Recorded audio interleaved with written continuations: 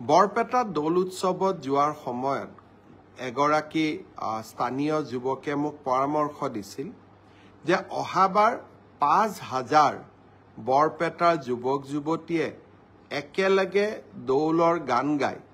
একেলগে যাক সমূহীয়াভাৱে প্ৰদৰ্শন কৰি আমি এক অভিলেখ সৃষ্টি কৰিব পাৰোঁ নেকি সঁচাকৈয়ে গোটেই আইডিয়াটোৱে মোৰ ভাল লাগিলে অহাবাৰ অসম চৰকাৰৰ সাংস্কৃতিক বিভাগৰ উদ্যোগত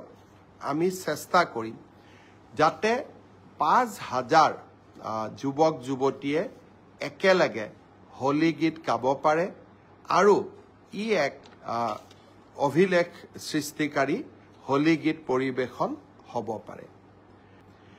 বৰপেটা দৌল উৎসৱত যোৱাৰ সময়ত এগৰাকী স্থানীয় যুৱকে মোক পৰামৰ্শ দিছিল যে অহাবাৰ ৫,০০০ বৰপেটাৰ যুৱক যুৱতীয়ে একেলগে দৌলৰ গান গায় একেলগে যাক সমূহীয়াভাৱে প্ৰদৰ্শন কৰি আমি এক অভিলেখ সৃষ্টি কৰিব পাৰোঁ নেকি সঁচাকৈয়ে গোটেই আইডিয়াটোৱে মোৰ ভাল লাগিলে অহাবাৰ অসম চৰকাৰৰ সাংস্কৃতিক বিভাগৰ উদ্যোগত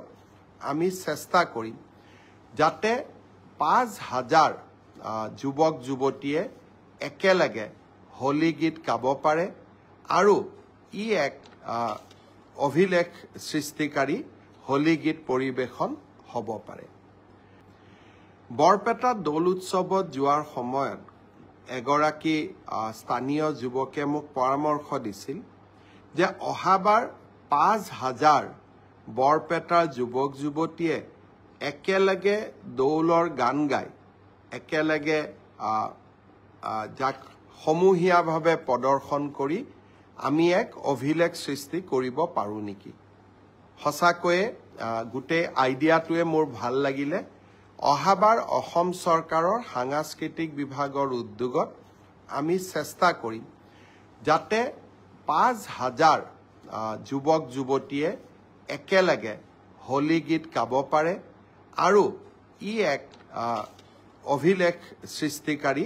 হোলী গীত পৰিৱেশন হ'ব পাৰে